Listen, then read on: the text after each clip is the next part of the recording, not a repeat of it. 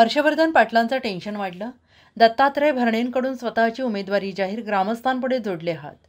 विधानसभा निवडणुकांचे वेध सगळ्यांना लागलेले असून नोव्हेंबर महिन्यात राज्यात निवडणुकांचं बिगुल वाजणार आहे.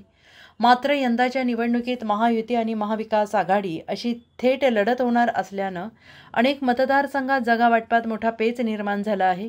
त्यातच राष्ट्रवादीला सोबत घेतल्यानं भाजपचे स्थानिक नेते नाराज असून आपल्या मतदारसंघात भाजपला जागा सुटावी अशी मागणी जोर धरत आहे. मात्र महायुतीमध्ये विद्यमान आमदार ज्या पक्षाचा त्या पक्षाला जागा असा फॉर्म्युला निश्चित मानला जात आहे. त्यातच आता इंदापूरचे आमदार आणि राष्ट्रवादीचे नेते दत्तात्रय भरणे यांनी स्वतःच आपली उमेदवारी जाहीर केली. त्यामुळे भाजपचे इच्छुक उमेदवार असलेल्या हर्षवर्धन पाटील यांचं टेन्शन वाढलंय. दत्तात्रय भरणे यांनी एका गावात ग्रामस्थांशी बोलताना चक्क स्वतःची उमेदवारी जाहीर केल्याचं पाहायला मिळालं. मी तुमच्यासाठी काम केलंय, मनापासून काम केलंय. तुम्हाला सभामंडप दिलं असेल, व्यक्तिगत कामासाठी माझा उपयोग झाला असेल तर मलाच आशीर्वाद द्या, असंही भरणे यांनी म्हटलंय.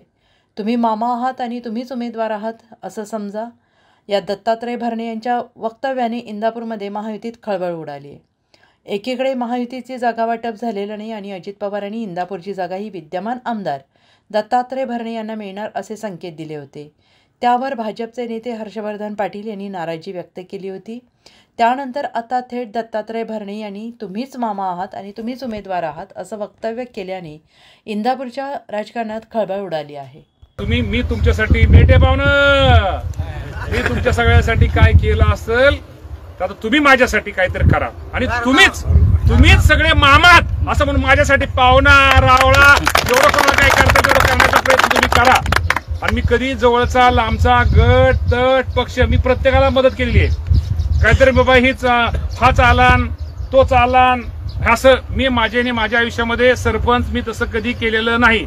भांडलो कसं तुम्हाला माझा अनुभव आहे की मला आज तुम्हाला सांगतो. आता काय मंडळी मी हे पण सांगतो मला त्यांच्या काय अडचणी होते. त्यात काय मंडळीने मला 19ला मतदान पण नव्हतं केलं. मतदान नाही केलं मग त्यांना मदत केली नाही असं नाही, मी त्यांना पण मदत ही केलेली आहे. आता तुम्ही ठरवायचं. आता कसं तुम्हाला आता येतेली कुठला रावळा पाहुणा लांबचा आत्याचा मामाचा नवऱ्या कोणाचा काय तिकडचा येतेली काय सांगतेली त्यांना सांगा. त्यांना जीव घाऊ घाला, वाटलंच तर वर त्यांना ताक पण जास्त द्या, ताक प्यायला जास्त द्या, म्हणजे ढेकर देऊन जातील निघून सगळी.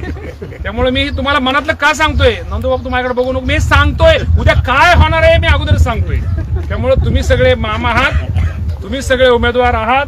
त्यामुळे तुम्ही सगळ्यांनी मी जर तुमच्यासाठी काय केलं असलं तर तुम्ही माझ्यासाठी काहीतरी करा आणि शेवटी काळजी करू मामा, काळजी करू. त्यामुळे सगळ्यांनी या गोष्टी करा.